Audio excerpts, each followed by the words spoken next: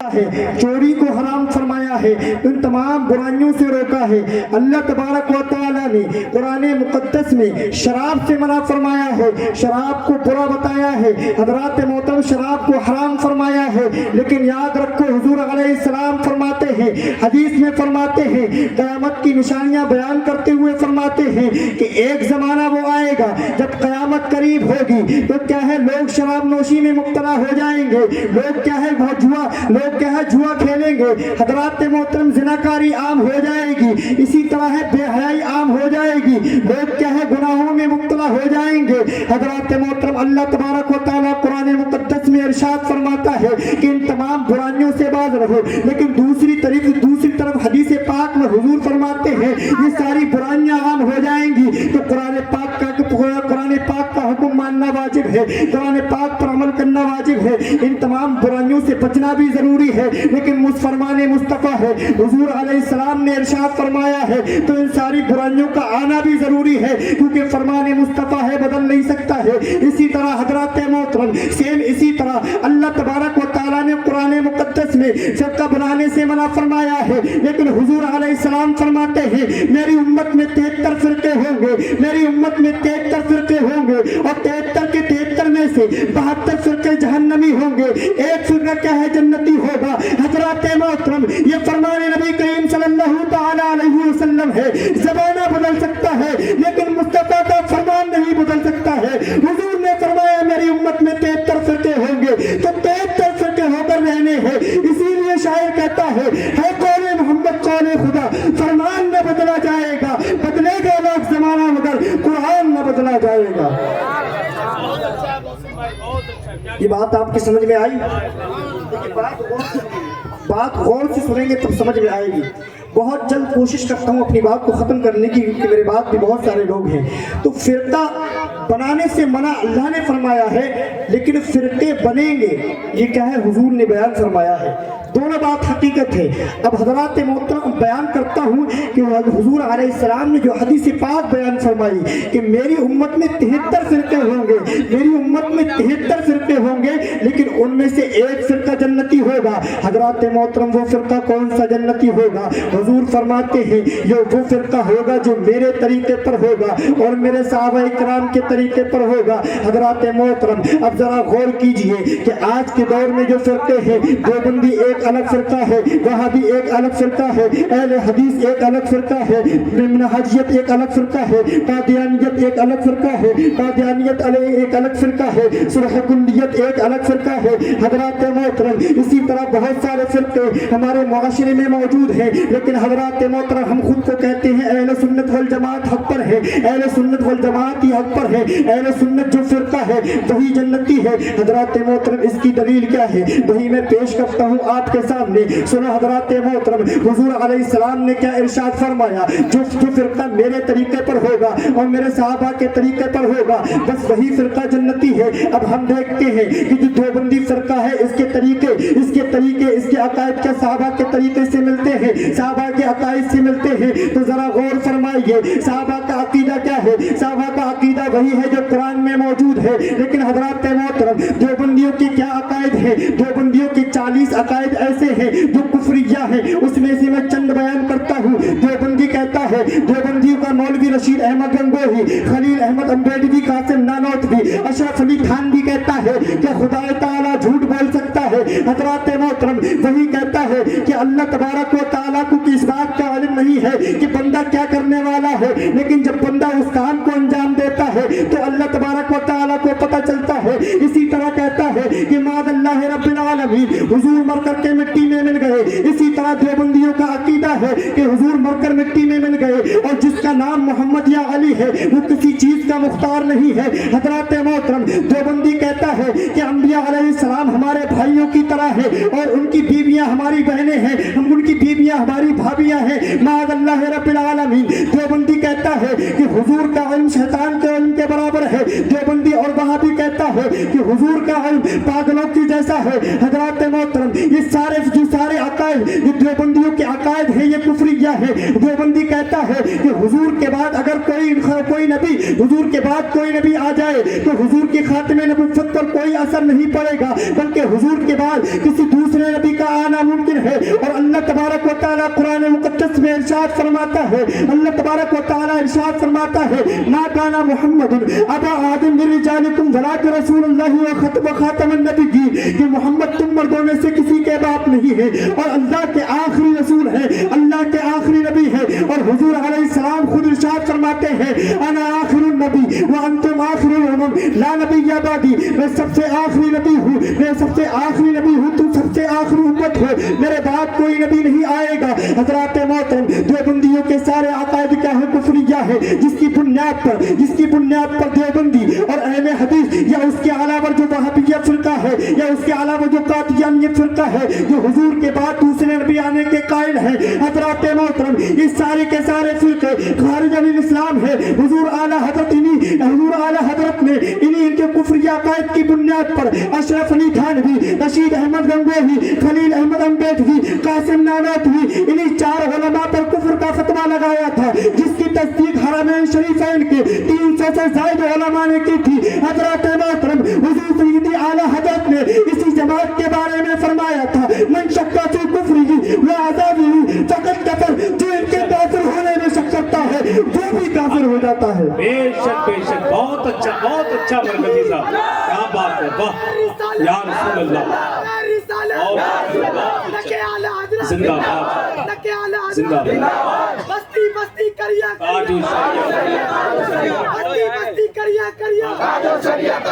नारे तकबीर, नारे रिसालत। हज़रात मोहतरम, ये आपके सामने मैंने देवबंदियों के अकायद पेश किए। अब उसमें से जो 2 अकीदे मैंने बयान किए जो कुफरिया थे, एक अकीदा क्या था कि हुजूर का इल्म मादल्लाह रब्बिल आलमीन पागलों की तरह है, हुजूर का इल्म क्या है, शैतान के बराबर है मादल्लाह।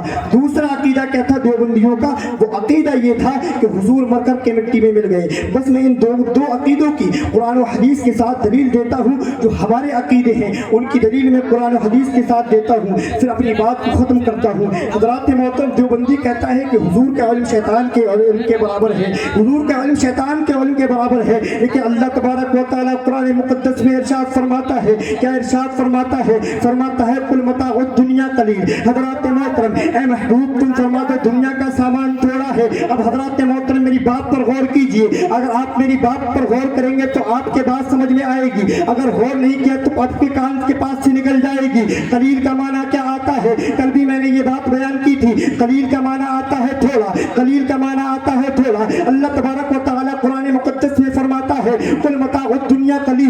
इस कलील पर, लफ्ज़ कलील पर जो 2 पेश है, इसको तनवीन कहा जाता है। तनवीन की कई किस्में होती हैं, तनवीन तरन्नुम, तनवीन तमक्कुन। उसी तरह एक किस्म होती है तनवीन तरकीब, जो क्या है किल्लत पर दलालत करती है, यानी कम पर दलालत करती है। कलील का माना पहले से ही कम था, उस पर एक तनवीन आ गई, 2 पेश आ गए। अब उसका माना हो गया कि ए महबूब तुम फरमा दो कि दुनिया का सामान बहुत ज्यादा कम है। अब हज़रात मोहतरम गौर कीजिए, अल्लाह तबारक व तआला ने कुरान मुक़द्दस में फरमाया दुनिया का सामान बहुत ज्यादा कम है। अब जरा गौर करो कि हमारे सामने जो दुनिया का सामान मौजूद है, आप उसको शुमार करना शुरू कीजिए। हम सारे इंसान भी एक दुनिया का सामान है। ये तमाम चीजें जो आपके सामने मौजूद है, ये भी क्या है, दुनिया का सामान है। या उसके अलावा जो भी चीजें हैं सब दुनिया का सामान है। पूरी दुनिया का जर्रा दुनिया का सामान है। हज़रात मोहतरम, अल्लाह फरमाता है ये बहुत ज्यादा कम है। आप इसको शुमार करना शुरू करें, गिनना शुरू करें, यकीनन आप इसको गिन सकेंगे। बिल्कुल नहीं गिन सकेंगे।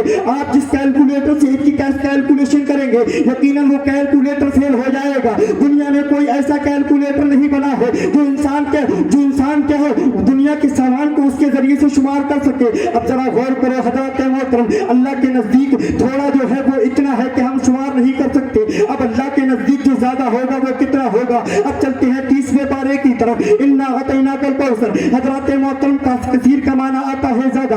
कसीर का माना क्या आता है, ज्यादा। अक्सर का माना आता है बहुत ज्यादा। अल अक्सर का माना आता है बहुत ज्यादा। अब कौसर का माना आता है उससे ज्यादा, और अल कौसर का माना आता है उससे भी ज्यादा। अब अल्लाह तबारक व तआला इरशाद फरमाता है इन्ना अतैनाकल कौसर, ए महबूब हमने तुम्हें कौसर अता किया है। ए महबूब हमने तुम्हें बहुत अता किया है। मैं आपसे पूछना चाहता हूँ हज़रात मोहतरम, जब दुनिया का सामान थोड़ा है और इस थोड़े को जब हम शुमार नहीं कर पाए, पूरी दुनिया मिलकर भी शुमार नहीं कर सकती है, तो ये देवबंदी वहाबियों ने जो अल्लाह के थोड़े को शुमार नहीं कर पाते हैं, उन्होंने अल्लाह के बहुत ज्यादा को कैसे शुमार शुमार कर लिया और नबी के इल्म को शैतान के इल्म के बराबर कैसे करार दे दिया।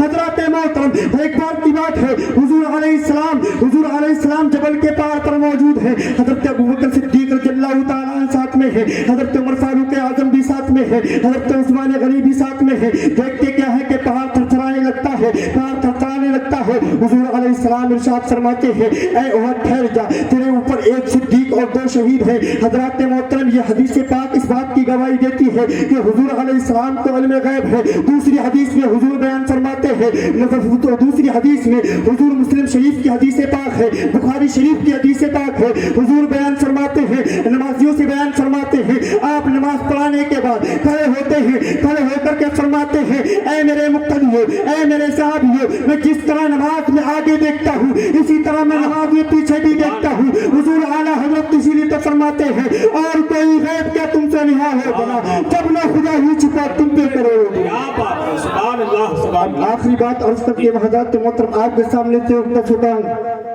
हुजूर अलैहिस्सलाम ने क्या फरमाया, देवबंदियों का एक अकीदा था कि नबी क्या है मर करके मिट्टी में मिल गए।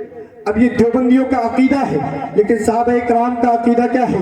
कुरान क्या कहता है, आइए उसकी तरफ चलते हैं। कुरान कहता है, वला तक़ूलू लिमन युक़तलू फी सबीलिल्लाहि अमवात बल अहयाउ वलाकिन ला तशऊरून। हजरत मोहतरम कुरान कहता है, जो अल्लाह की राह में शहीद हो जाए तो उनको मुर्दा ना कहो, बल्कि वो जिंदा है और इनकी जिंदगी का तुमको शऊर नहीं है। हजरत मोहतरम ये मर्तबा किसका है? ये मर्तबा एक शहीद का है। और शहीद का मर्तबा कितना होता है? ज्यादा से ज्यादा शहीद का मर्तबा बहुत अगर ज्यादा भी हो जाएगा, लेकिन किसी सहाबी के मर्तबे को नहीं पहुंच सकता है। हजरत मोहतरम शहीद का मर्तबा किसी सहाबी के मर्तबे को नहीं पहुंच सकता है। और अल्लाह तबारक व तआला शहीद के बारे में फरमाता है, क्या फरमाता है, तुम उनको मुर्दा ना कहो। और शहीद का मर्तबा जब एक सहाबी तक नहीं पहुंच सकता है हजरत मोहतरम, तो गौर कीजिए इन्होंने किसको मुर्दा कहा है? माअल्लाह रब्बिल आलमीन हुजूर अलैहिस्सलाम को मुर्दा कहा है। और किस नबी को मुर्दा कहा है? उस नबी को मुर्दा कहा है जो कि ताजदारुल अंबिया है। जरा गौर करो हजरत मोहतरम, जब शहीदों की हयात का ये आलम है कि वो मरने के बाद भी जिंदा रहते हैं, जब वो मरने के बाद भी जिंदा रहते हैं,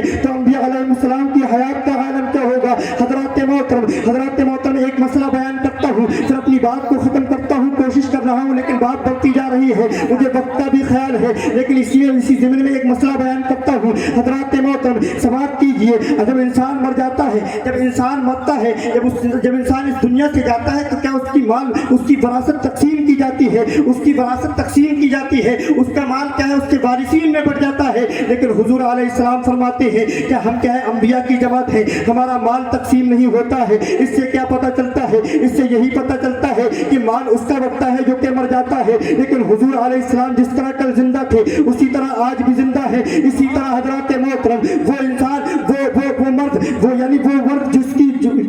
वो औरत जिसका शौहर मर जाता है, वो औरत जिसका शौहर मर जाता है, तो उसका क्या है, निकाह फस्ख हो जाता है, उसका निकाह टूट जाता है, तो उसकी बीवी के लिए जायज होता है, क्या जायज होता है कि वो किसी दूसरे से शादी कर सकती है। लेकिन हजरत मोहतरम कुरान मुक़द्दस में अल्लाह फरमाता है कि अंबिया अलैहिस्सलाम की बीवियों के लिए ये जायज नहीं है कि वो अंबिया अलैहिस्सलाम के बाद किसी से निकाह करे। इससे पता चलता है, क्या पता चलता है? पता चलता है कि अंबिया अलैहिस्सलाम जिस तरह कल जिंदा थे उसी तरह आज भी अपनी कब्रों में जिंदा है, इसी तरह आज भी अपनी कब्रों में जिंदा है। क्योंकि जब उनको मौत नहीं आई, वो सख्त एक आन के लिए उनको मौत आई, वो जिंदा है तो उनका निकाह भी सलामत है। और जब तक किसी औरत का निकाह एक मर्द के साथ रहता है, वो किसी दूसरे मर्द से निकाह नहीं कर सकती। हुजूर आला हजरत फरमाते हैं, तू जिंदा है वल्लाह, तू जिंदा है वल्लाह, मेरी चश्मे आलम से छुप जाने वाले। हजरत मोहतरम, ये मैंने आपके सामने देवबंदियों के अकायद बयान किए, वजह सिर्फ पेश करना चाहता हूँ, फिर अस्सलाम वालेकुम व रहमतुल्लाह। वजह यह है कि आज के दौर में आपको मालूम है कि किस तरह से ये फिरका बढ़ता जा रहा है। आपकी बस्ती में भी ऐसे मदरसे हैं जिनमें क्या है, आप अपने बच्चों को भेज रहे हैं। जरा गौर करो, वो बच्चे कौन हैं जो उस मदरसे में पढ़ने के लिए जा रहे हैं? वो किसी गैर के बच्चे नहीं हैं, वो हमारे या आपके बहन भाई हैं। यकीनन वो हमारे या आपके बहन भाई हैं। अगर जाहिर सी बात है, आज मौलाना रेहान साहब ने क्या है हजरत को पढ़ाया है, इनकी दस्तारबंदी हो रही है, जब इनने तालीम इनके पास हासिल की है तो जो अकायद इनके हैं इन्होंने उनको सिखाए हैं, उनके सीने में मुंतकिल किए हैं। जब ये क्या है इस दुनिया में जाकर के इस्लाम की इशाअत करेंगे, दीन की तबलीग करेंगे, तो जो अकायद हजरत ने सिखाए हैं वही अकायद ही क्या है ज़माने में फैलाएंगे। जब ये दुनिया में जाएंगे तो क्या है दुरूद फातिहा को बिदअत नहीं कहेंगे, अपने वालिदैन के लिए क्या है ईसाले सवाब करेंगे। अगर आपके घर पे मीलाद खानी होगी, अगर आप अपने बाप का 40वां कराएंगे, तुम्हारे लिए भी क्या है ये ईसाले सवाब करेंगे। लेकिन आप जिस मदरसे में अपने बच्चों को भेज रहे हो, यकीनन वो ऐसा मदरसा है जहां जाने के बाद उस बच्चे का ईमान चला जाएगा। उसके जिम्मेदार कौन होगा? आप भेज रहे हैं तो उसके जिम्मेदार आप होंगे। और जब वो बच्चा उस मदरसे से जाने के बाद अपने दीन की तबलीग करेगा, देवबंदियत को फैलाएगा, वो जितनों का ईमान छीनेगा, जितने लोगों के ईमान के साथ खिलवाड़ करेगा, उसके जिम्मेदार भी आप ही होंगे। हजरात के मोहतरम, आपको एक कदम बहुत पहले उठाना चाहिए था, लेकिन आपकी नादानी की वजह से या आपकी बेफिक्री की वजह से वो कदम आप नहीं उठा पाए, जिसका असर आज बहुत ज्यादा बुरा पड़ रहा है। लेकिन मैं कहता हूँ अगर आज आपने ध्यान नहीं दिया, आज अगर आपने इस बात पर पाबंदी न लगाई, तो एक ना एक दिन देखना, ज्यादा नहीं 10 साल के बाद आप इसी यासीन नगर में देखना कि इस यासीन नगर के चारों तरफ क्या सफेद सफेद टोपियां नजर आएंगी। कोई बरकाती टोपी लगाएगा तो उसको बरकाती टोपी लगाने से रोका जाएगा। आप अगर अपने घर में फातिहा कराओगे तो क्या है उसको बिदअत कहा जाएगा। अगर तुम्हारे बाप का जनाजा पड़ा होगा, उस पर हाथ उठाकर जब दुआ करोगे ना तो उसको दुआ करने को भी रोका जाएगा। हुजूर अलैहिस्सलाम की शान में गुस्ताखियां की जाएंगी। तुम लोगों की जिम्मेदारी है कि ऐसे मदरसों से जिनका बाइकाट क्या है अहले सुन्नत ने किया है, उनसे क्या है बात रहो। अगर वो तुमको क्या है सिर्फ 8वें तक नहीं बल्कि क्या है पूरी जिंदगी तुमको फ्री में पढ़ाए, तो क्या है पैसे से बढ़कर के यानी ईमान से बढ़कर के पैसा नहीं है। तुम पैसे के खातिर अपने ईमान का सौदा हरगिज़ ना करो। हजरात के मोहतरम, अहले सुन्नत वल जमात के मदरसे हैं, कारी रेहान साहब पढ़ाते हैं, इनके पास भेजे, मेरे पास पढ़ने के लिए अपने बच्चों को भेजे। उसके अलावा आपके ही यासीन नगर में एक मदरसा और खुलने वाला है। जनाब यूसुफ हाफिज साहब भी अपना एक मदरसा खोलने वाले हैं। आप क्या है उस मदरसे में अपने बच्चों को तालीम के लिए भेजें, ताकि जिस तरह आप अपने बाप दादा के दीन पर चलते आए हो, जिस तरह तुम्हारे बाप दादा के अकीदे दुरुस्त है, जिस तरह तुम्हारे अकीदे दुरुस्त हैं, उसी तरह क्या है तुम्हारी नस्लों के भी अकीदे दुरुस्त रहें। वमा अलैना इल्लल बलाग। अस्सलाम वालेकुम व रहमतुल्लाह।